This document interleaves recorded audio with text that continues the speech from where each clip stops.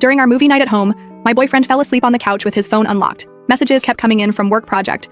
Miss your touch already.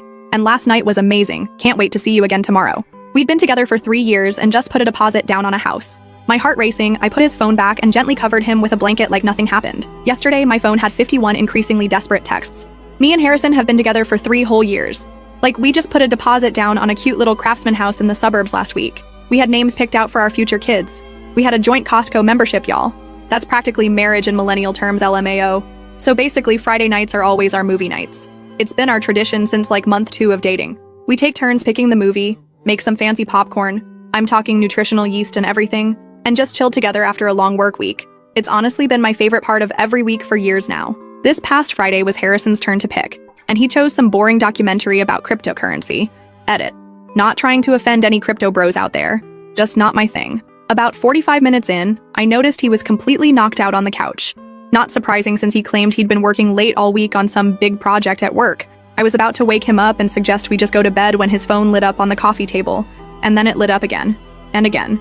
Y'all, his phone was unlocked. The messages were right there on the screen from someone saved as work project with an emoji. At first I thought nothing of it, but then I read, miss your touch already. And then, last night was amazing. Can't wait to see you again tomorrow. My heart literally stopped. I couldn't breathe. I felt like someone had punched me directly in the stomach and then threw me off a cliff. 3 years. 3 years. All the plans, all the promises, all the I love yous and you're the one speeches. Were they all lies? I'll admit, I did something I never thought I would do. I picked up his phone and quickly scrolled through the conversation. I know, invasion of privacy and all that, but something in my gut told me I needed to see the truth. And wow, the truth was ugly. This wasn't just some flirty texts. There were plans for hotel meetups, explicit messages, and even photos that I immediately wished I could unsee. Based on the timestamps, this had been going on for at least 2 months. There were messages about me, about how he was handling the Gloria situation, and how he was trying to figure things out, but didn't want to hurt me. As if cheating on me for months wasn't already hurting me. The audacity of this man? I wanted to scream. I wanted to throw his phone through the window. I wanted to wake him up and demand answers.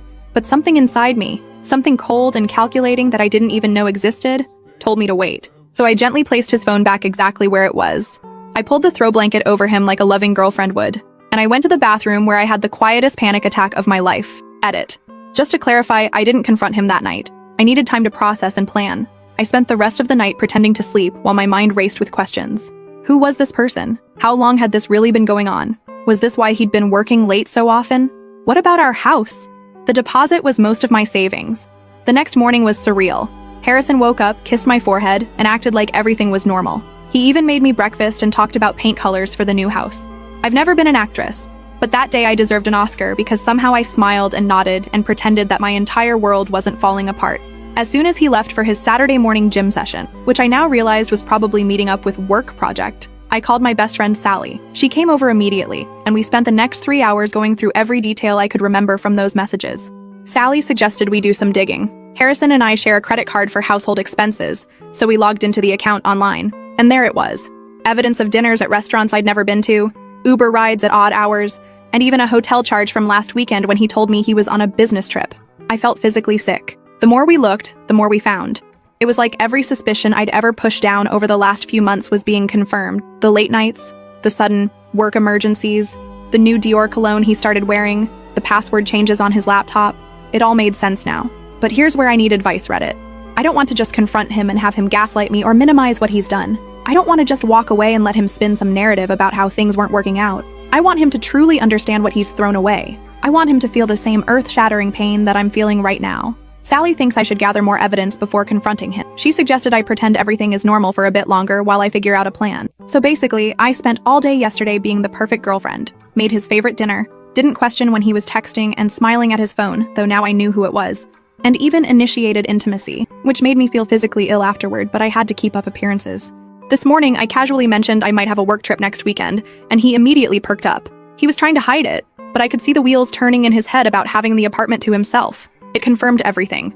I'm going to pretend to go on this trip, but actually I'll be staying at Sally's apartment across town.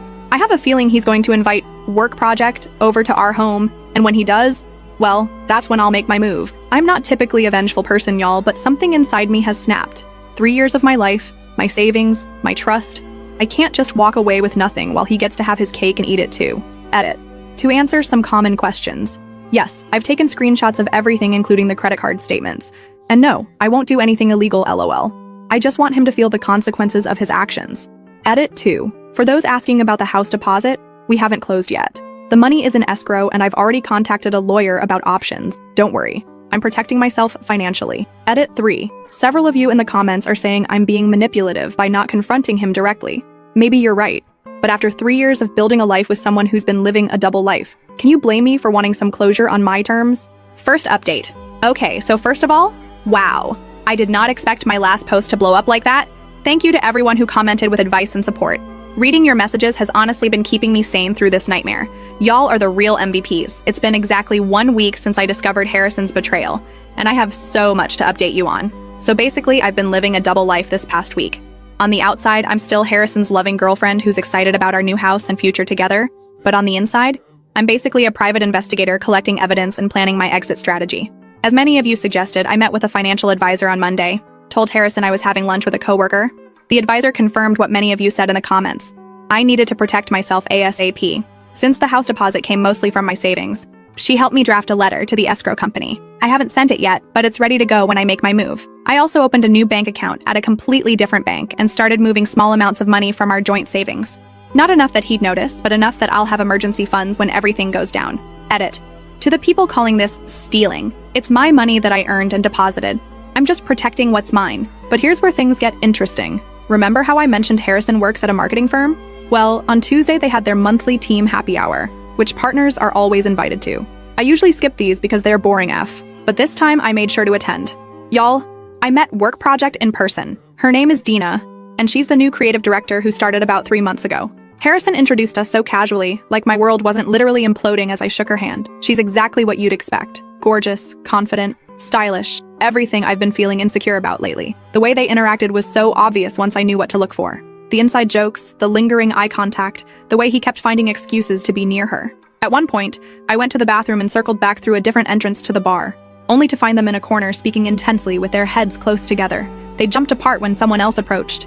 I wanted to scream or throw my drink in both their faces, but instead I smiled and played dumb. I even complimented her earrings, which looked expensive AF BTW, and asked about her background. Turns out she moved here from Chicago for the job opportunity. Yeah, right.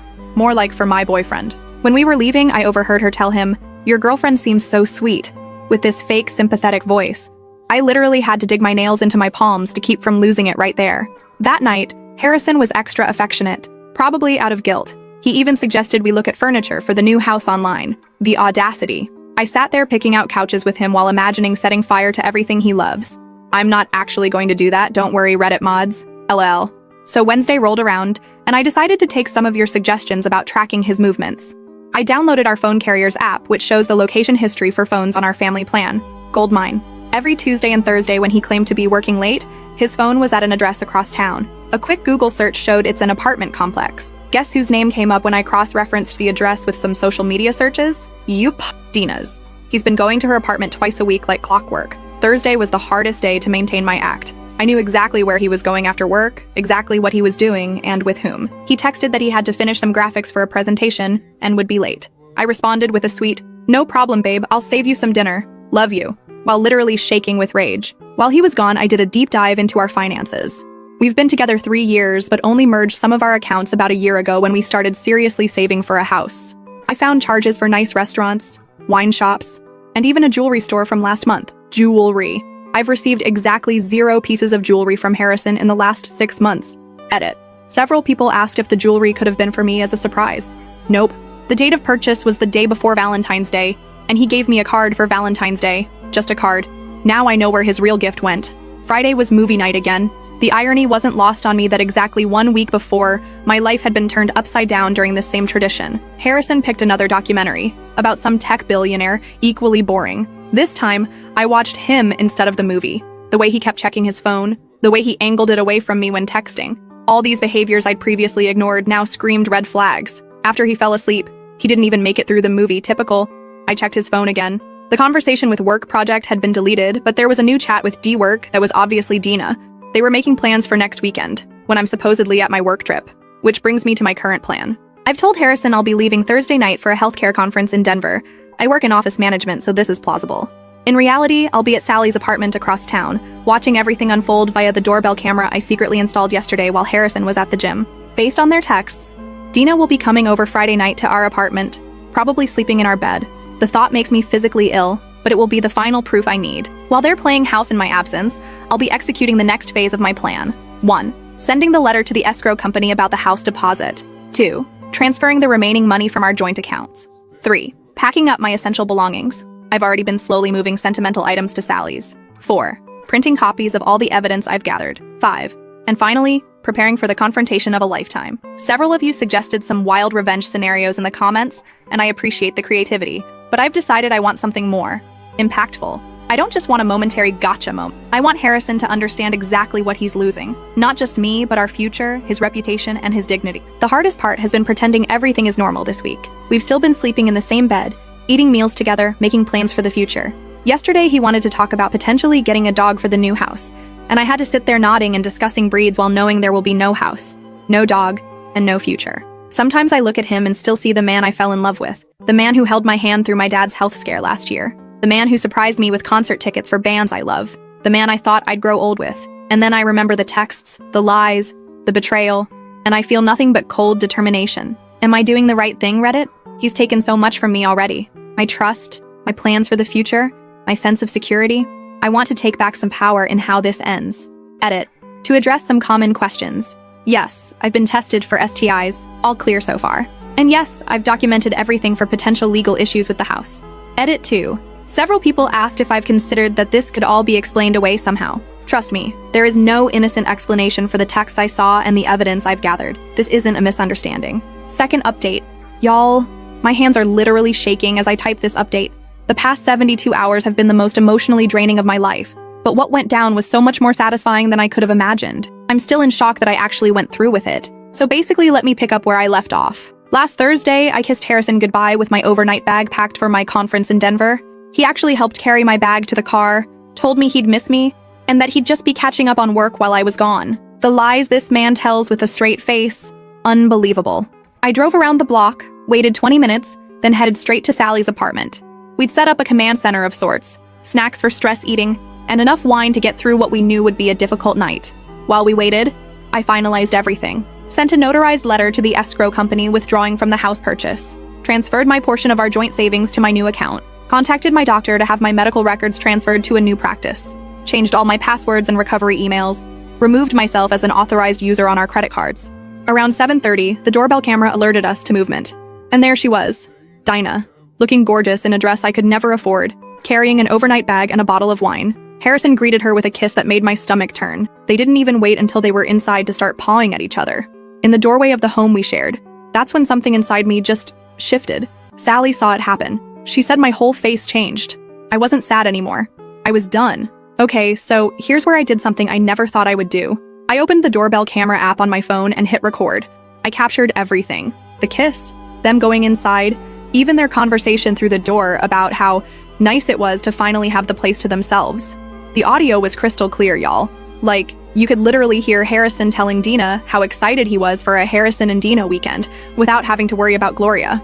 I saved that recording, and then I downloaded the Ring app on my laptop so I could continue recording throughout the evening. Every time they came into view, like when they went out on the balcony with wine glasses, or when Harrison ordered food delivery, I captured it all.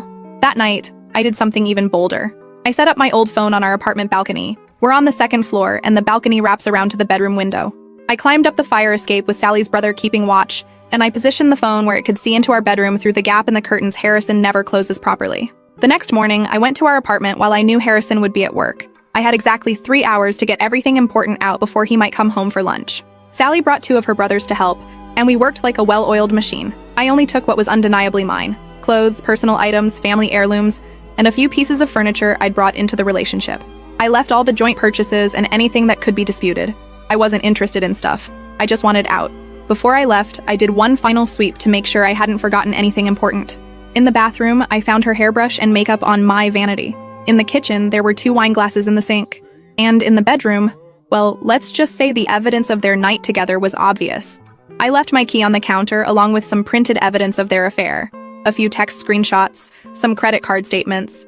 Just enough to let him know I wasn't clueless. But I kept the recordings for myself, for now. Then I blocked Harrison on everything: phone, email, social media, even Venmo.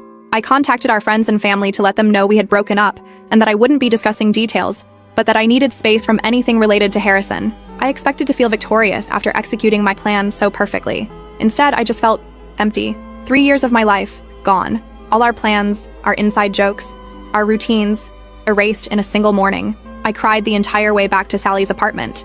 But then, his messages started coming through on my work email, the one communication method I'd forgotten to block. First email, 12:34 p.m. Gloria, where are you? Just came home for lunch and saw your stuff gone. What's happening? Call me ASAP. Second email, 12:46 p.m.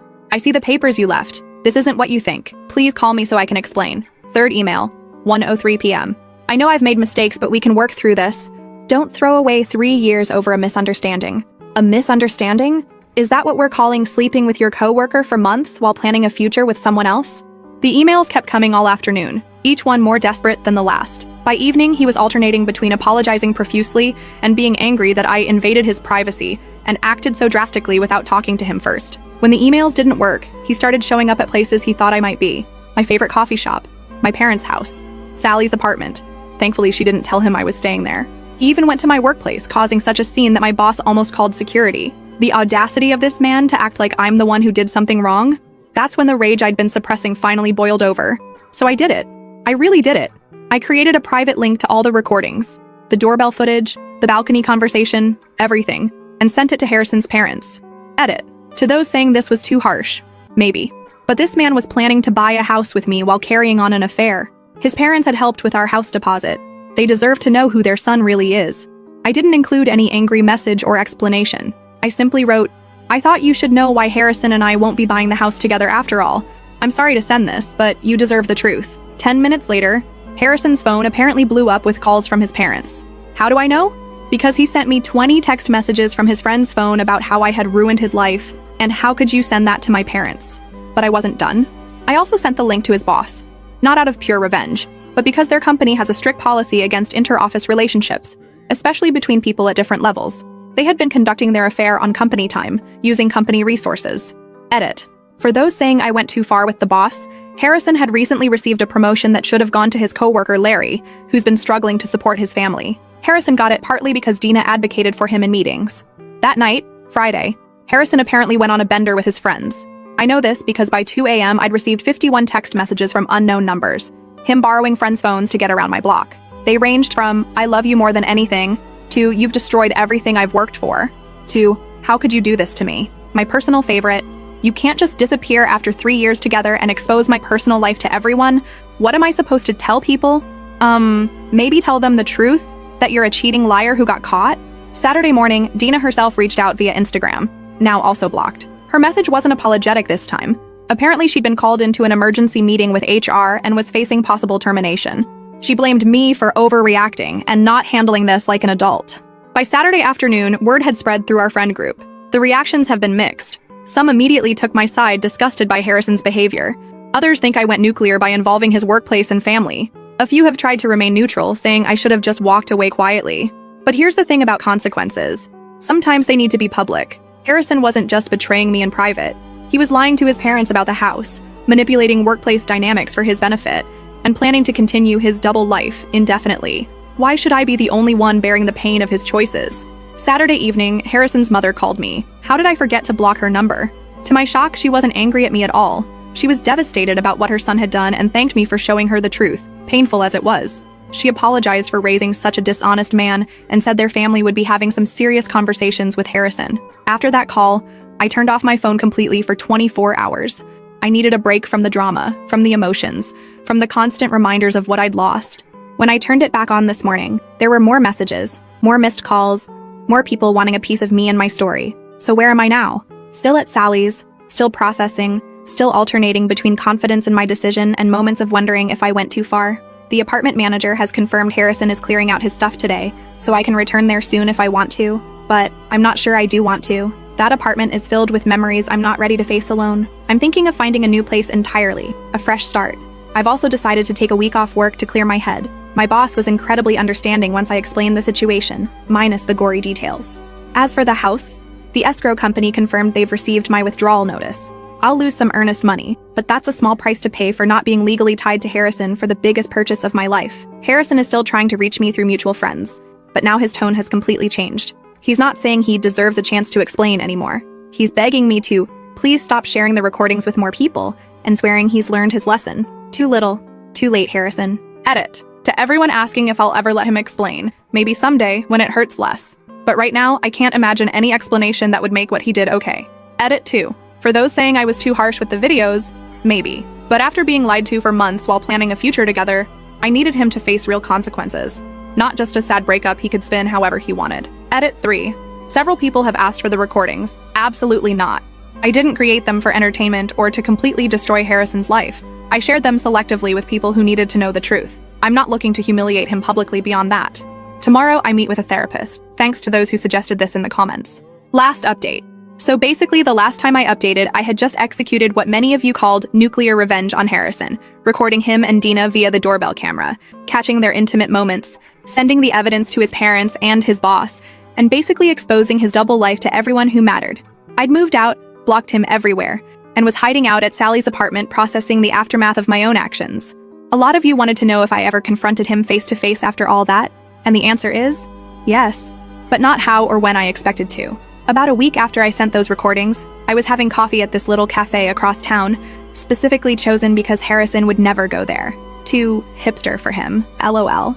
I was journaling, something my therapist suggested, when I heard someone say my name. I looked up, and there he was, Harrison, looking like absolute hell. Unshaven, dark circles, wrinkled clothes. He'd clearly lost weight, and his eyes had this haunted look I'd never seen before. For a split second, I felt this surge of satisfaction seeing him so wrecked. Then it was replaced by pure anxiety, because I was not ready for this confrontation. He asked if he could sit down. My first instinct was to say no and leave, but something in me needed closure, so I nodded. What followed was the most honest conversation we'd had in months, maybe ever. I just listened as he tried to explain himself. The affair with Dina had started as flirting at work, then drinks after late meetings, and eventually, well, you know, he claimed he never meant for it to happen. Classic. That he had been stressed about the house purchase, oh please, that he still loved me but had gotten caught up in the excitement, gag me. But then he addressed what I'd done, sending the recordings to his parents and boss. To my surprise, he didn't seem angry about it anymore. He said after the initial shock and humiliation, he realized it was exactly what he deserved. His parents had apparently given him the disappointment talk of a lifetime. They'd made him pay back their portion of the house deposit and told him he needed to grow up and face consequences. At work, he'd been put on probation and removed from Dinah's department. Larry, the coworker who should have gotten Harrison's promotion, was now being considered for advancement instead. When he finished talking, I asked just one question. If I hadn't found out, and if I hadn't exposed everything, how long would you have continued lying to my face every day? He couldn't answer, and that told me everything. I told him calmly that while I appreciated his honesty now, it was too late. That he hadn't just cheated, he had stolen my time, my trust, and my sense of reality. That while he was figuring things out, I was planning our future, believing in promises that were already broken. When I told him I forgave him, not for his sake, but for mine, because carrying anger would only hurt me in the long run. His face when I said that. It was like he'd been preparing for more rage and had no defense against compassion. I left him sitting there at the cafe, and it felt like closing the final chapter of a book I never wanted to read again. Edit. So many of you have asked if this means we got back together. Absolutely not. Forgiveness doesn't mean reconciliation. The weeks that followed were a blur of practical matters. Found a cute studio apartment that's just mine, and decorated it exactly how I want. Sorted out the financial mess from the canceled house purchase. Lost some money, but protected most of my investment. Started therapy twice a week. Best decision ever, y'all. Leaned heavily on friends who showed up in ways I never expected. As for Dina, she actually reached out again about 2 months after everything went down. Turns out, after the HR investigation and all the drama at work, she decided to transfer back to the Chicago office. She told me Harrison had been lying to her too, telling her our relationship was basically over, that we were only staying together until the house purchase was complete for financial reasons. She apologized again for her part in everything and wished me well. We're not friends, obviously, but at least there's no lingering animosity. So what about Harrison? Last I heard, from mutual friends, I don't ask, but people tell me anyway, he's transferred to his company's Seattle office for a fresh start. Apparently, even after the probation period ended, the workplace had become too uncomfortable with everyone knowing about his affair with Dina and the recordings I'd sent. His boss apparently gave him the option to transfer or look for a new job, and he chose transfer. Harrison's parents still call me occasionally, believe it or not. They were so shocked by the recordings I sent, but after processing everything, They've maintained a relationship with me separate from their son. His mom even sent me a care package on my birthday with homemade cookies and a heartfelt card saying she still thinks of me as family. The house we almost bought? It sold to another couple last month. I drove by it recently, saw their moving truck in the driveway, and felt nothing but relief that it wasn't me tied to that mortgage. And to Harrison, last week I was unpacking the last box in my new apartment. Yes, it took me 6 months to fully unpack, don't judge LOL, and found an old birthday card from Harrison. It read, "To many more years of adventure together." A few months ago, finding this would have sent me into a spiral. This time I just smiled sadly and threw it away. Edit. For those asking if I still have the recordings, yes, but they're locked away where no one else will ever see them. They served their purpose, and I don't need to keep revisiting that pain. Edit 2. To clarify, since so many are asking, yes, I'm legally and financially completely separated from Harrison now. No shared accounts, no shared debts, clean break. Edit 3. To the person who DM'd me saying I'm damaged goods now and no man will want me. Who hurt you? Actually, don't answer that, just do better. Edit 4. For those asking if I regret sending the recordings to his boss, maybe a little. But Harrison using his relationship with Dina to advance professionally, while Larry, who has 3 kids and a sick wife, got passed over, that needed to be exposed too.